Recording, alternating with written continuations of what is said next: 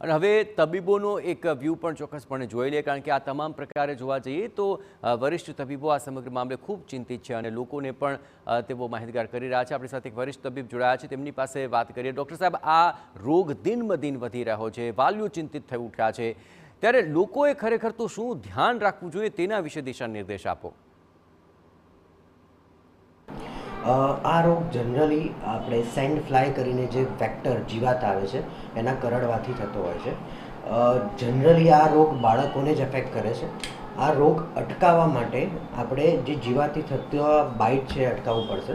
એના કારણે આપણે આખી બાયના કપડાં પહેરવા જોઈએ, મોસ્કિટો રિપેલન્ટ લગાવવું જોઈએ અને ઘરની આસપાસ જે બી બ્રીડિંગ પ્લેસીસ હોય છે, જેવા કે કોઈ દિવાલમાં ક્રેક પડી હોય અથવા પછી કોઈ ખેતર હોય, એ જગ્યાએથી આપણે બ્રીડિંગ પ્લેસીસને રિમૂવ કરવા જોઈએ. એ બ્રીડિંગ પ્લેસીસ રિમૂવ કરવા માટે આપણે ત્યાં દવાઓનો છંટકાવ કરવો પડે છે. એ આપણે કોર્પોરેશનમાંથી અથવા આપણે જાતે બી લઈને દવા છંટકાવ કરીને આ બ્રીડિંગ પ્લેસીસ રિમૂવ કરી શકીએ છીએ. આ સિવાય બીજા ઉપાય તરીકે એક સેન્ડ ફ્લાય સ્ટીકર્સ આવે છે. આ સ્ટીકર આપણે ઘર મેળે બી બનાવી શકીએ છીએ. એ સ્ટીકર્સ ઉપર આ સેન્ડ ફ્લાય કરની જીવાત જે છે, નામની જીવાત, ત્યાં ચોંટી જાય છે અને બાળકોને કરડતા અટકાવે છે. અચ્છા ડૉક્ટર સાહેબ, બાળકોની અંદર જ આ રોગ થાય છે તેવું વધારે કિસ્સા સામે આવી રહ્યા છે, તેનું કોઈ ચોક્કસ કારણ ખરું?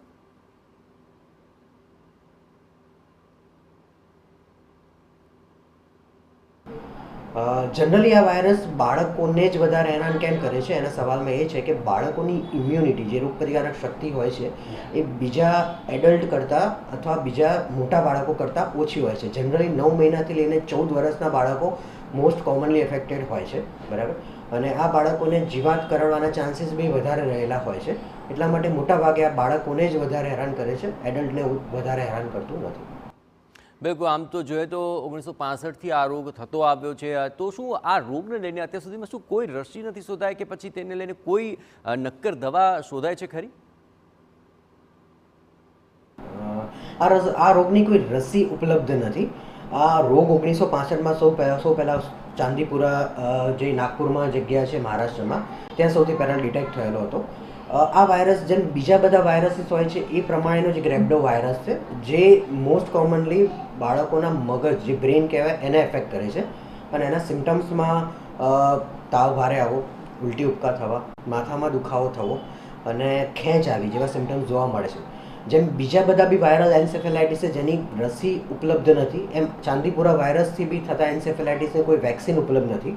એટલે આનાથી બચવા માટે આપણે એને પ્રિવેન્ટ કરવા માટે જે આપણે રેગ્યુલર મલેરિયા, ડેન્ગ્યુ અથવા બીજા બધા જે વેક્ટર બોર્ન ડિઝીઝ છે એના માટે જે આપણે પ્રિકોશન લઈએ છીએ એ સેમ પ્રિકોશન જ લેવાના છે, જેમાં આખી બાયના કપડાં પહેરવાના છે અને એમના જે બ્રીડિંગ પ્લેસીસ છે આપણા ઘર આગળ, એને રિમૂવ કરવાના છે. જો આપણે એને રિમૂવ કરીશું અને બાળકને એ ફ્લાયથી કરડતા અટકાવીશું તો આપણે આ રોગ અટકાવી શકીશું. બિલકુલ, તો તબીબની સલાહ સાંભળવી અત્યંત જરૂરી છે અને ખાસ કરીને અંતે એ પણ જણાવી દઉં કે આ રોગ આગામી સમયમાં ફેલાય નહીં અને ઘર અને આસપાસમાં આખરે અટકાવવો હોય તો આખરે કયા પગલાં ભરવા અત્યંત જરૂરી છે? આ રોગ ફેલાતા અટકાવવા માટે જે પ્રમાણે વાત કરીએ પ્રમાણે કે બ્રીડિંગ પ્લેસીસ આપણે આઈડેન્ટિફાઈ કરવી પડશે જે ઘરની આસપાસ હોય છે, જેના કોમનમાં આપણે દિવાલોમાં રહેલી ક્રેક એ પૂરવી પડે.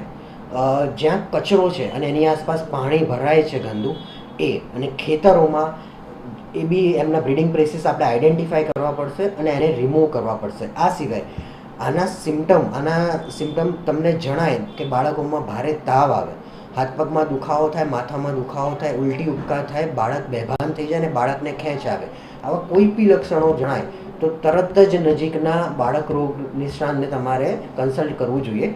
આ રોગ રેપિડલી પ્રોગ્રેસ થાય છે, એટલે બાળકનો તરત જ જીવન જોખમમાં મુકાય એ રીતની હાલત થાય છે.